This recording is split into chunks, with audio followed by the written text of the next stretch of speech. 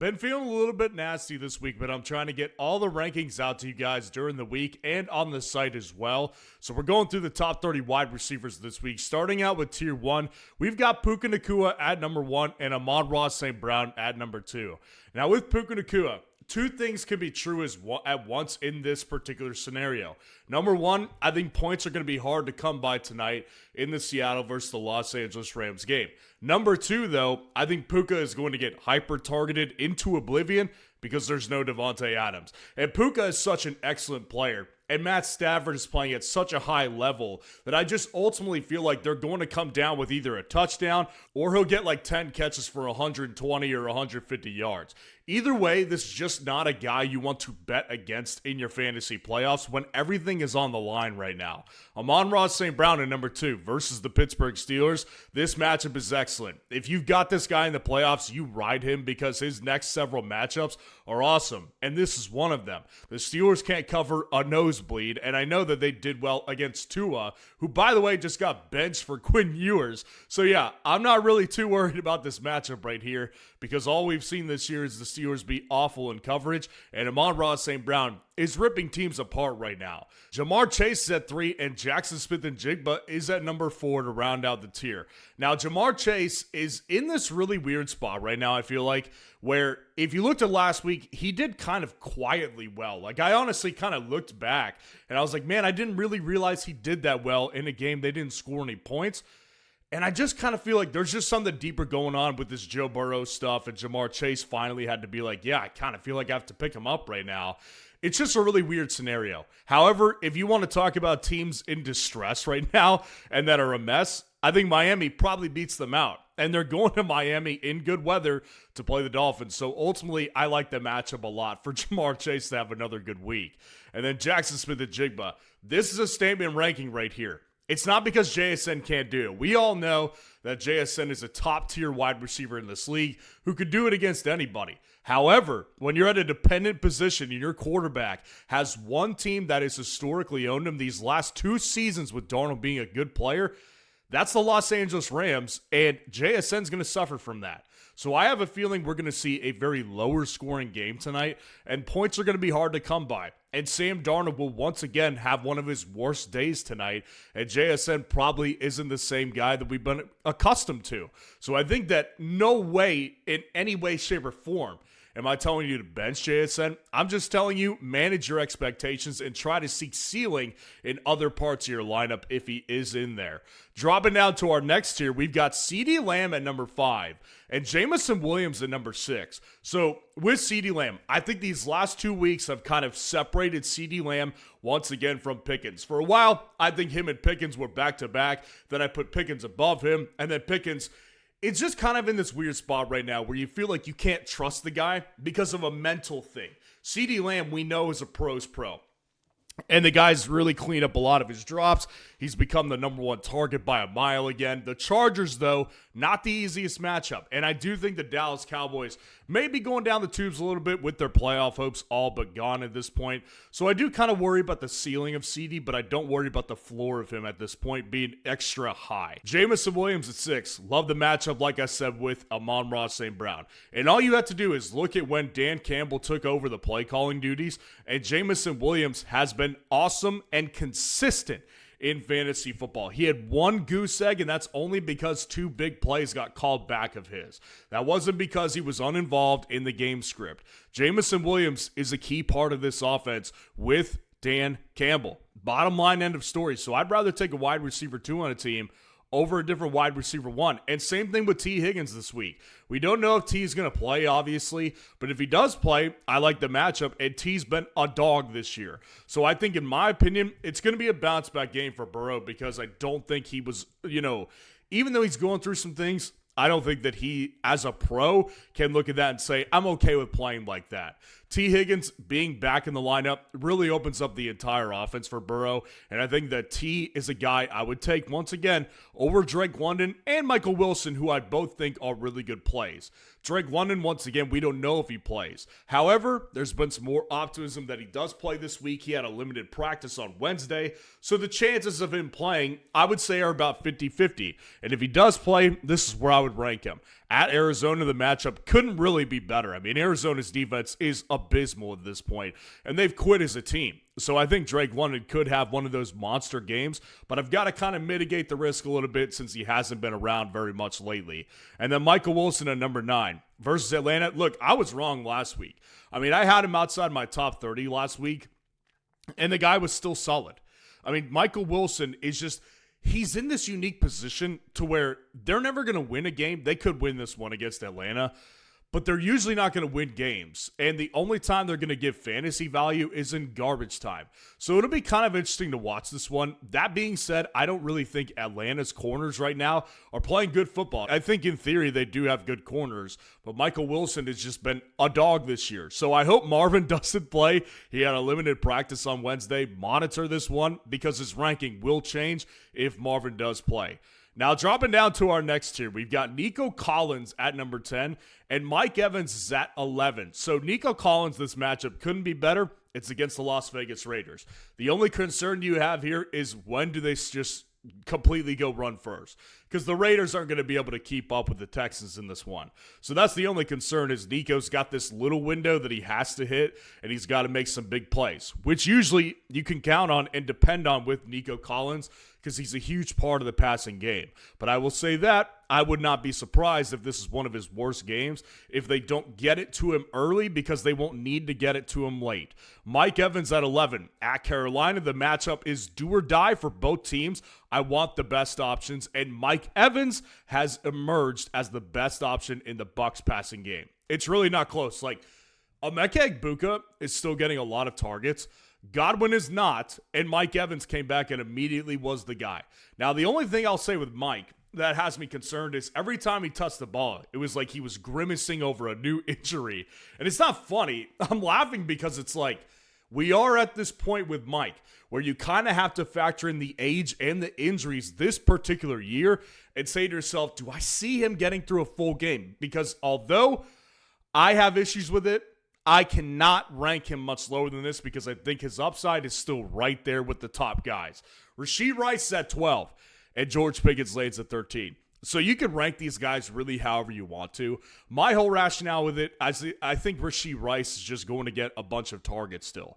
And especially when you factor in the injuries to Xavier Worthy, you factor in the injuries to Marquise Brown. Like, they have a lot of guys, and Tyquan Thornton now, going down. Now, Rashee Rice himself is injured. He's in the concussion protocol, so maybe he doesn't even play. But I'm just saying if he does end up playing in this game against Tennessee, it is a good matchup, and I do think just from an offensive scheming perspective, it's not like, you know, Rashee Rice like a huge downfield threat. I mean, there's going to be a lot of situations where Gardner Minshew is going to be able to get the ball to Rashee Rice. Obviously, the ceiling isn't as high, but I do still think I would pick him over Pickens just because Pickens, I can't really trust the guy right now. Just to be clear for the record, this is the reason why I said I wasn't drafting Pickens this year. Now, I'm not here to say I got this one right. Like, the entire year, he's been proving me to be an idiot on this topic right here. But this is the reason I didn't like Pickens is because the history of Steelers wide receivers on other teams is really bad because they're all head cases. And Pickens, we're starting to see that come to fruition a little bit. So there's a little bit of a lack of trust there. The matchup is not good. But overall, I would say you can't just completely lose this guy in rankings because he's been so dominant this year. But we'll put this one to the test. We're going to go to fsroundup.com right now, my site, and we're going to line these guys up on a poll. I'm going to type in Rashee Rice, then I'm going to go to chat, and then I'm going to go to start a poll for Week 16, and I'm going to add George Pickens to it, and I need you to go vote on this one. Very curious because it is free to vote, and it is free to start your own starts at poll to see where everybody lines up on this one. And if you want access to my top 300 rankings this week, you want access to the automatic waiver tool, which is winning people leagues this year. You want access to the comparison feature and the league sync up feature on this site. You can get that with a premium subscription at fsroundup.com. Now, dropping down to our next tier, we've got Chris Olave at 14 and Ted McMillan at 15. So Chris Olave, the matchup is fantastic against the New York Jets. And I have more confidence in him this week based on his play last week, right? Like heading into last week, I had a little bit of a lack of confidence there because I thought he looked really injured and Devon Vele was really coming through. Well, two things can be true. Chris Olave looked excellent last week and Devon Vele is out this week. So Chris Olave is going to get so many targets this week against the New York Jets, who I don't think will be able to keep up with the Saints because the Jets are a tire fire. But I also do think Chris Olave, in this offense, I still don't fully trust yet. But given that Devin Neal is out, given that Devon Vele is out, I think Chris Olave has a pretty good game. Ted McMillan at 15 versus Tampa, the matchup also is fantastic. The only problem with Ted recently is that his target share and his efficiency on the targets has kind of been going the Emeka Egbuka route, where it's not as efficient as it once was. I do think Ted ultimately still is the wide receiver one, but Jalen Coker is involved. But this matchup is still too good for me to overlook to put him much lower than this. Lad McConkey's at 16 and Jalen Waddle is at 17. Now, Lad McConkey, the matchup is excellent. I do think this will be a bounce back game. However, when it comes to putting him over guys like Tet and guys like Olave, who I clearly see as the main targets, I'm a little worried about Lad. Like, not because I don't think he's the main target and not because I don't like the matchup. I love the matchup and I do think he's the main target. I worry about Justin Herbert right now and his effectiveness of delivering the ball accurately a lot. Because there's been a lot of issues, right? He's under constant duress and Dallas's pass rush can get a little nasty sometimes. So I do think Lad is ultimately just not as in high of a ceiling category as he once was at the beginning of the year. And ultimately, I think his floor is a little destabilized as well, considering the past 2 weeks. Jalen Waddle versus Cincinnati, the matchup couldn't be better. You cannot underrank him based on 1 week. This has kind of been what Jalen Waddle has been all year long. He has one good game, and then he has one bad game because his team doesn't travel well, and you can't trust Tua. Now you bench Tua, you bring in Quinn Ewers. I have no idea what to expect. And that's why I've got to mitigate the risk here and put him at 17, even though I love the matchup, because we realistically have no idea how Quinn Ewers is going to look. I mean, he was never an accurate guy at the University of Texas. He does have a bigger arm than Tua does, but I don't think that he's going to all of a sudden uncork it to Waddle for 2 touchdowns in this game plus 50 yards. I just don't know if I see that happening, but I could be wrong because this matchup is excellent. A.J. Brown at 18 to round out the tier. Matchup is great. This game is on Saturday, by the way, so make sure your lineups are set in this one. A.J. Brown, to me, I've said this for weeks, has separated from Devonta Smith because I think his ceiling is probably around the same. Like, there has just been a really clear effort to get A.J. Brown the ball recent weeks, and I don't think that's going backwards because they have been having offensive success hitting him down the field and over the middle as well. So I do think A.J. Brown, you kind of just have to trust to a certain point, but also don't trust entirely to give you a really good solid floor because he doesn't really have much of a solid floor. It wouldn't surprise me if they give him 3 targets in this game again, but I don't think it will happen, so ultimately his ranking is at 18 this week. Now, dropping down to our next tier, we've got a couple guys in the small tier right here, and Jacoby Myers is at 19 with Devonta Smith behind him at 20. Jacoby Myers at Denver. Here's the thing with this one. I do think Jacoby Myers is the number one. However, if you looked at last week, Christian Watson, while I think he's the number one in Green Bay, is more of a speed demon. So you put Pat Surtain on Christian Watson, that ended his day. I don't think Jacoby Myers is going to be matched up the entire game, if even 50% of it with Pat Surtain. I think Pat Surtain will spend the majority of his time on Brian Thomas Jr. I really do believe this one. I don't think that Brian Thomas Jr. is going to get free a lot, which will leave Jacoby Myers open for a lot of shorter and middle targets. So I think that Jacoby Myers, from a PPR perspective this week, is a solid play, but not obviously a very high upside play. Devonta Smith absolutely could have a better day than Jacoby Myers if he is the main target. But if you look at history these last several weeks, Devonta Smith has been getting basically 5 to 7 targets on a per-game basis, and he's hitting a couple decent big plays.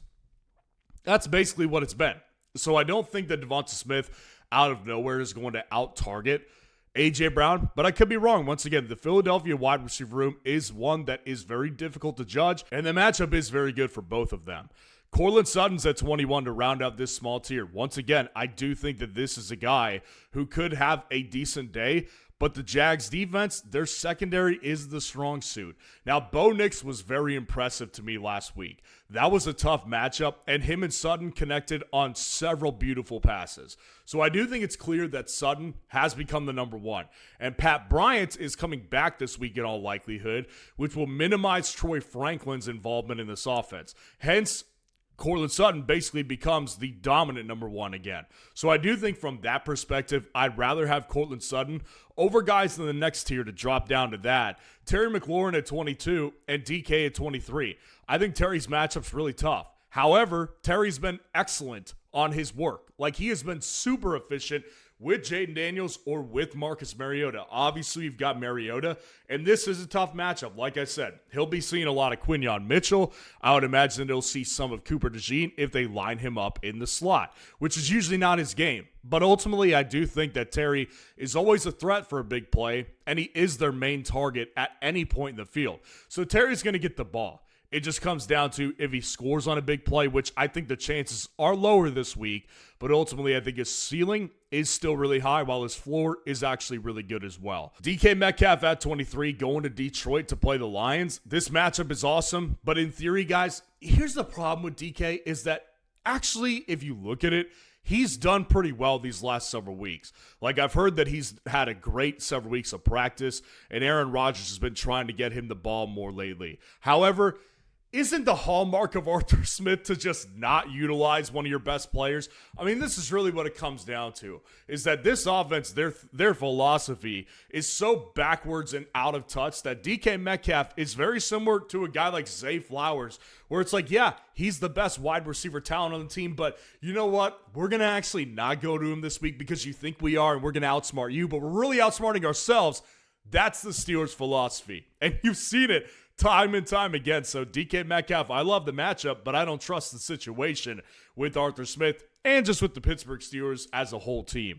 Jawan Jennings is at 24, and there's Zay at 25. So Jawan Jennings at this point, I would say, is clearly the wide receiver one.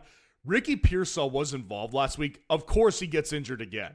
So Jawan Jennings is back in this clear number one role against Indy's defense, who has been weaker in the past these last several weeks because they're missing a lot of secondary pieces. So Indy is on a free fall right now. I do think this offense has actually done extremely well recently too. So it's kind of strength against weakness when it comes to the San Francisco offense versus the Indy defense matchup. And Jawan Jennings, I still don't think has that high of a ceiling, but I think his floor is really solid, and I think his ceiling is somewhere in the range of 17 to 20 points. So I think that Jawan Jennings is good for a 24 ranking. Zay Flowers at 25 versus New England, that's the Sunday night game, and it could be a banger, but it could be a lower scoring one as well. Either way, it comes down to the same thing as DK Metcalf.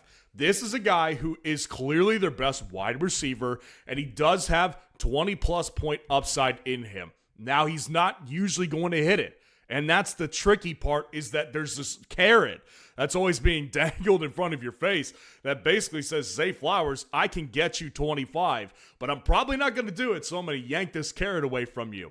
Zay Flowers, DK Metcalf, they continue to be the trickiest guys to rank on a weekly basis. That being said, I do think the matchup is potentially beatable. Luther Burden is at 26 to round out this tier. This is Luther Burden's debut right here in these top 30 rankings. He's taking on the Packers this week on Saturday night, so make sure your lineup is set, and Luther Burden is in your wide receiver spot, not your flex. Now, Luther Burden, I think a couple things are at play. With Rome Odunze, he's going to be out once again in all likelihood. DJ Moore, I do think, was good last week, but it was on minimal targets and it was all at the red zone. Luther Burden has been utilized in this offense down the field in short distance and in medium distance. This guy is executing on his route running. He looks very good to me, and I think he's becoming a massive contributor to this offense that you can kind of trust at this point. Do I think he's got the highest ceiling this week? No, I don't. That's why he's ranked a little bit lower, but ultimately I think his floor is relatively safe. Dropping down to our last tier, Wan'Dale Robinson's at 27 and Emeka Egbuka is at 28.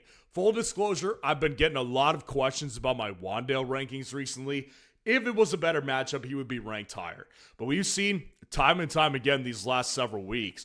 Wan'Dale Robinson against this matchup is not good. Minnesota's defense has been shutting down number ones to the best of their ability, and they've played much better number ones than Wan'Dale Robinson. Sorry about that, but Wan'Dale is not on the same level as a CeeDee Lamb or as a Jackson Smith-Njigba, who was shut down by them. I don't think that Wan'Dale has his best game, but obviously with Dart playing the way he is, and with Wan'Dale playing the way he is, and as important as he is to the offense, he's got to find his way in the top 30 somehow. Emeka Egbuka, I will say this once again. His targets did not go away, and they haven't gone away, and guess what? They won't, because what is happening is not his fault. Baker Mayfield is overthrowing him basically every time he throws him a ball. Like, he overthrew him on a touchdown last week that could have been. He overthrew him on an out route. There's been a lot of targets that are just not going to Emeka Egbuka accurately. It's not on Egbuka. Now, he does have drops every now and then. With this matchup, do or die, I don't think I can rank him outside the top 30 yet, because this isn't a Justin Jefferson situation. It's similar because the targets are there and it's not executing, but I still believe in Baker's ability to correct that in any given week over J.J. McCarthy's. So that's why Egbuka is here and Justin Jefferson is not. Christian Watson and Quentin Johnston round out the top 30, and they're both obviously questionable to play, but I think they both have good matchups. Watson, if he does play, and it looks like he is pushing to play, by the way. So Christian Watson, if he does play, I kind of want in on the matchup. Last week, I had it nailed. I said I did not love Christian Watson in that matchup, and not only did he not do well, he got hurt trying to catch a deep ball. So Christian Watson is still this guy that is going to be limited against better corner play, but the Chicago Bears' weakness has been in the secondary. So I do think there is a massive opportunity here if Watson does play. Quentin Johnston at Dallas matchup is obviously fantastic. That's why he's going to make it in over other guys like Justin Jefferson, who I just think it's over, and you should be benching him if you can. Quentin Johnston, we don't know if he's playing for sure, but if he does play, I want in on the opportunity. So let me know what you think of the rankings in the comments below, and if you want to see the top 12 kicker rankings for this week, click on this video right here.